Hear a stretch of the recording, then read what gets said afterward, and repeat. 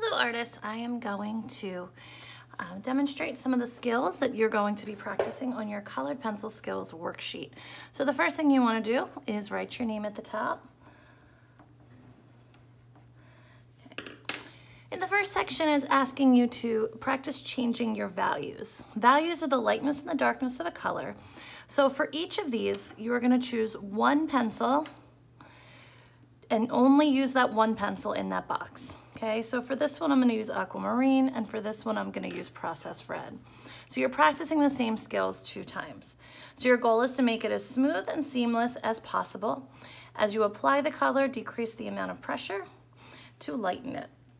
Okay, so if we start here on the dark side, I'm gonna press as hard as I can without breaking the point. Now, just as we practice with our pencil shading skills, I am going to be laying my pencil down on its side so that I can use the longer side of the point. Okay. And I am also creating small oval-like circular motions with my hand. If you open your colored pencil box and the color you're going to use is not sharp, sharpen it up. You don't want to shade with a dull point. And as you work, I know I'm going to have to sharpen this up in just a second here. You continue to sharpen as your pencil gets worn down. Okay, and then I'm going to lighten this. I'm going to leave a little edge of white. Okay, I don't want you to use any blending tools. I also don't want you to use a colorless blender. This is just your hand practicing. Okay, now as I'm looking at this, I'm gonna go fix up right here, because from here to here, that jump is a little too abrupt, okay? So I'm going to work on my fade here. And I'll repeat this over and over, but it's easier to add, so go softer with your touch. Okay, it's not as easy to take away the colored pencil, okay? And often that results in kind of tearing up your paper. Okay, I'm gonna get to that line. Now that I have a point, I can neaten up that line a bit. Okay, and you're creating just a nice soft fade.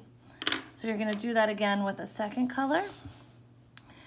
Turn your paper whenever it feels good for your hand and the direction that you're making your marks. Okay, that is a personal preference for you. Okay.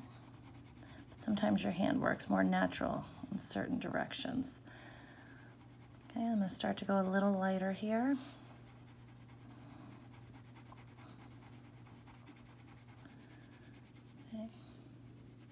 Again, instead of just straight lines back and forth like this, I'm working in more of an oval like pattern, okay? And I'm lightening as I go.